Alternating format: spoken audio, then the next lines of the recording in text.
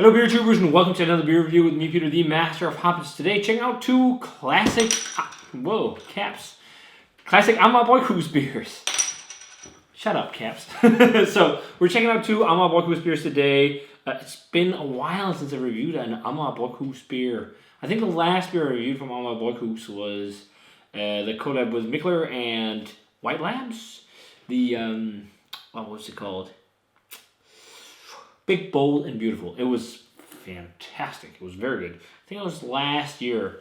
But these two bottles just recently came to Denmark in a smaller format, which is great because they've did for at least a while now. Amager has done smaller bottlings, like the 33 centiliter bottles, and I've heard they're moving into canning soon as well for like their IPAs and whatnot, which I think is great because it's much easier to drink a solo dome, a bottle yourself. But one thing they also then did, they are also to make, I don't know if it's to make it more exclusive or what, but they changed up the format on a lot of the barrel age stuff, limited releases, to be 750s. And they actually, I've always loved double black mash. It's a fantastic double mash imperial stout. And I think one of the first Danish double mash imperial stout, at least to my mind. But they've done like, is it 3 different barrel age versions and the regular one? And you can get like a lot of places do packs where you can get them. Like if you guys would like to see a review, let me know. Because I was thinking about getting it. It's a little bit steep, but if we were a couple of people pitching in, actually not too bad. No, not at all. I think it was 600 or something for 4 750s. No, that's not bad at all, actually. Especially for barrel aged beer. But yeah, let me know if you guys want to see some double black mash action. I think it could be fun because I've always said double black mash would be great barrel aged.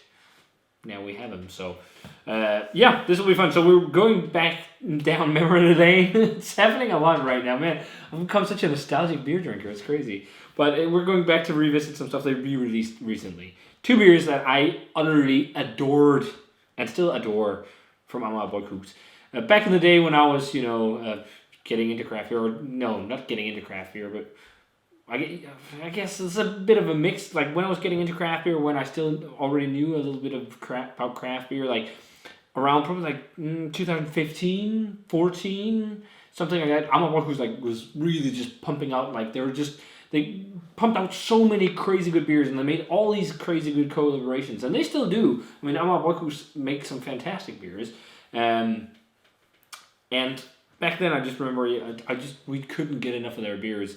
Me and you probably remember the old beer guys like the Duke of Delirium and the Chieftain of Mash and all these guys. We were such big fans of Amager. We even made a beer case for them, We got an old crate for beer, like one of the old beer boxes from I think it was from Brewed when that existed.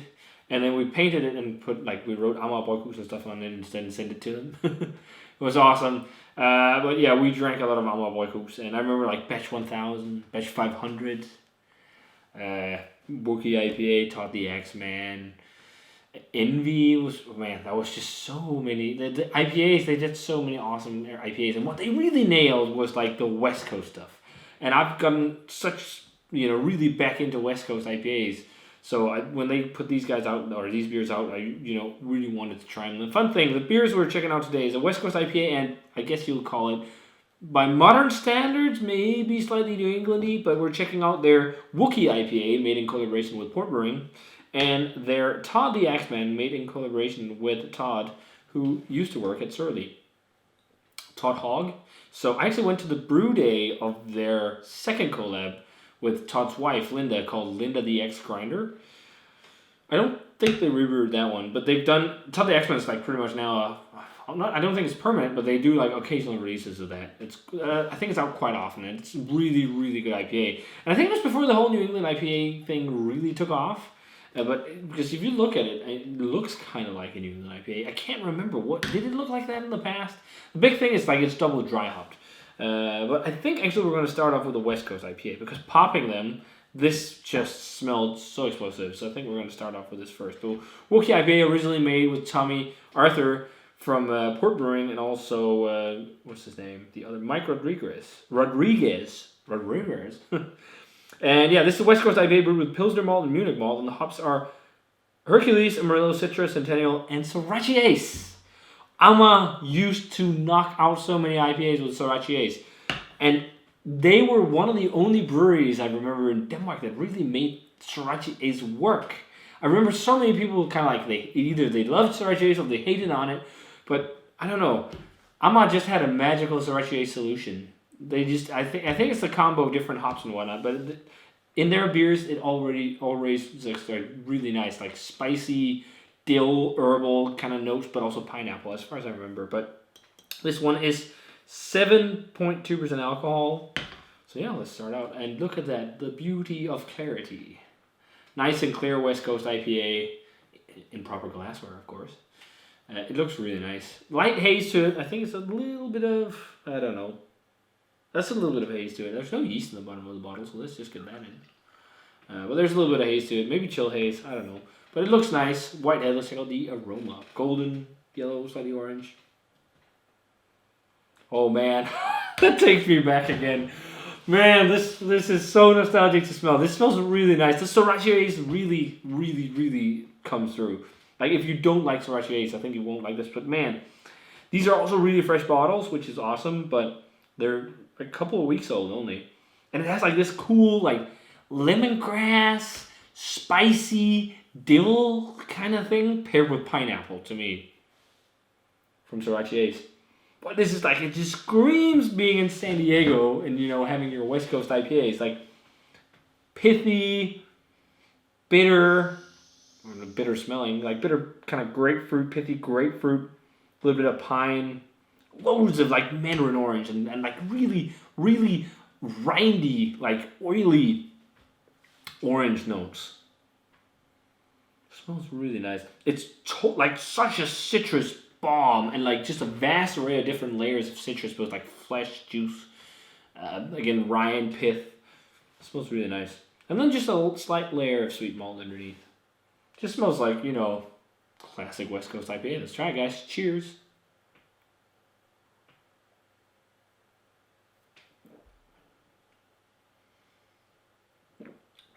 Oh, man. Fuck, that is awesome. Oh, man. This has got to be one of the best Danish West Coast IPAs. And like a lot of new craft breweries are trying to do this style. I remember back in the day, Amager were the kings of West Coast IPA. They still are. Fuck. I mean, comparing this to a lot of the West Coast IPAs I've had from Danish craft brewers as of late, they've been nice, but they haven't reached this level of intensity of hop flavor and bitterness without the bitterness being too much. It's like this oily hop bitter kind of flavor, but it's not too much. It's like just nice and drying. Loads of citrus. So much like mandarin orange, like tangerine. So much citrus. Grapefruit. A little bit of pine, but it's like so citrus fruit oriented. Even like just like light hints of earthiness, but it's super light. It's like really, really citrus. This just screams San Diego. San Diego IPA. Man. This is so awesome. So nostalgic. And so fucking tasty. Shit, it's good. But I can see why some people might not like it because of Sriracha Ace. Because it does taste a little bit like a mix of like dill, slightly lavender-like kind of thing. Lemongrass. It's quite unique, but I think it suits this quite well. It gives a nice a fresh breath air to, you know, what otherwise would be more classical West Coast stuff. But fuck, that is phenomenal West Coast IPA. And I love the drying bitterness. I miss the bitterness in IPAs so much. I really hope we're going to have, like, it's not just me. Other beer geeks want, like, you know, some of the older styles to come back. It would be really fun to see breweries try to do black IPAs again, too. Man, I remember Stone's fucking black IPAs. We're just doing all nostalgia reviews today. Fuck, that's good. That is fantastic West Coast IPA. So, moving on to the Surly collab that Amager did, Todd the X-Men. Double dry hop. This one has Mosaic. I remember being the big thing because I think Mosaic was quite new when this was released. Hercules and Citra hops as well, and then Golden Promise. Hercules or CTC. Isn't that CTC? No. CTC, Zeus, Tomahawk, Columbus. So it's not CTC. But yeah, Golden Promise malt is the only malt in here. But this, I remember everyone went nuts for when they released it. And they even did a version at 30 over in the States. So this looks more like what you'd see nowadays from most IPAs.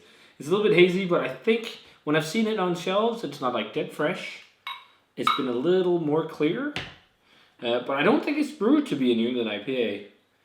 It just says a dry hop IPA, so it's definitely not. But it looks fantastic. And when I pop this, it smells so good. So yeah, let's check out the aroma. But okay, let's quickly talk about the color. Hazy, lightly hazy golden orange, whitehead. Let's do it.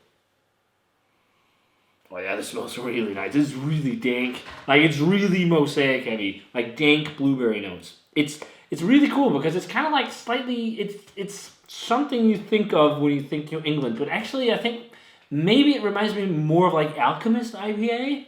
Not like crazy juice bomb, gushing juice, whatever. It's more like something like, maybe not exactly a heady topper, but maybe focal banger, right? Kind of like in that ballpark. It's like, it's got a little bit of haze, but it's got a little bit more of an old school vibe to it as well. It's not all kind of just overripe, juicy, estery kind of craziness. It's just smells like pretty much a perfect drinking kind of session IPA. It's got a little bit of an onion garlicky kind of vibe too, but big blueberry from the mosaic, and definitely also like pineapple. Yeah, man, big dankness too. Sweet citrus as well. A little bit of tropical fruit, but it smells, whoa, it's dank. It smells great though. Man, I haven't had Todd Dax, man, in so long. Let's check it out. Cheers, guys.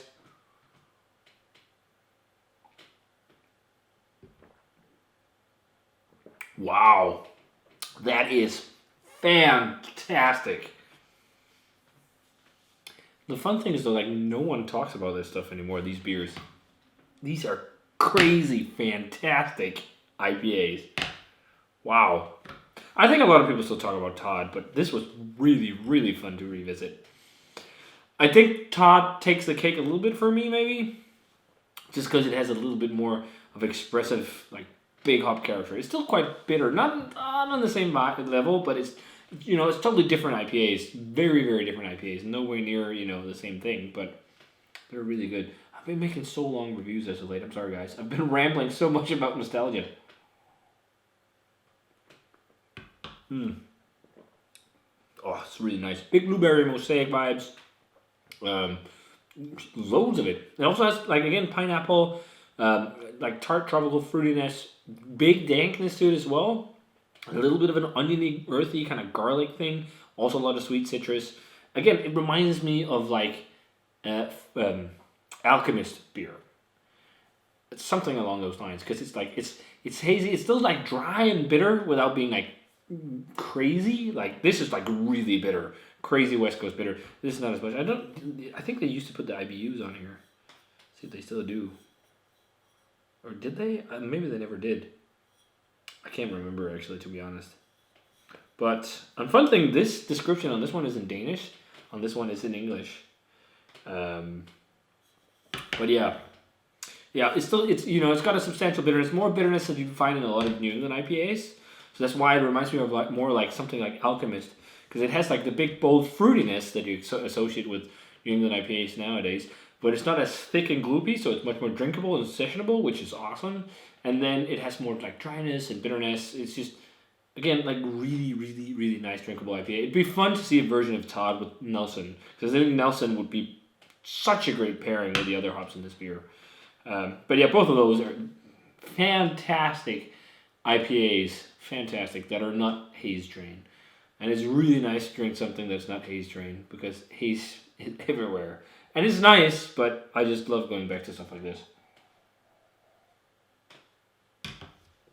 Maybe I'm getting old, I don't know. Let's see. What are we going to give these?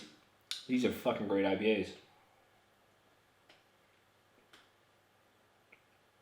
Wow, it's fun to jump back to this one after having this. This is just screams old school West Coast. And this screams like more towards the new school. Both are just fantastic. I'd say if we had to compare, even though it's not completely fair because they're quite different IPAs, I definitely prefer Todd.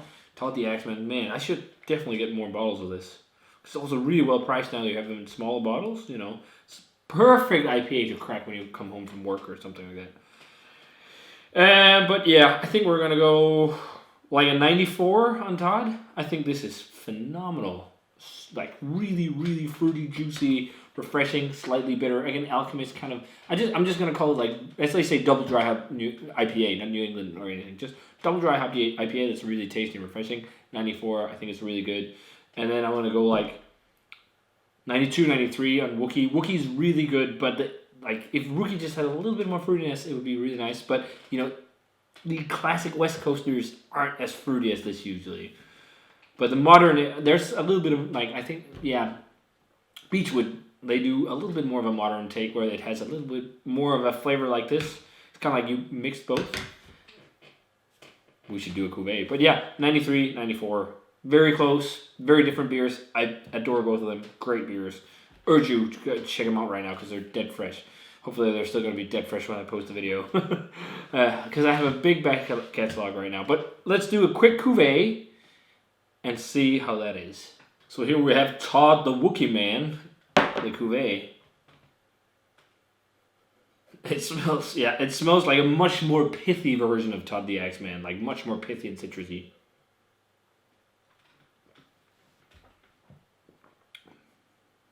It tastes like Todd the Axeman done near West Coast IPA. It's actually a very good cuvee. Yeah, and actually, those are very good. If you just want to have a bit of fun and mix some beer, Todd the Axeman and Wookiee, if you want a bitter Todd the Axeman, do like 20% Wookiee and 80% Todd, maybe 70-30, something like that. But man, that's tasty. So, fantastic IPAs, guys. Check them out when they're still fresh. I'm up Wookiee IPA and Todd the Axeman Revisited. Man, I'm glad I did this. I've missed these beers and beers like this.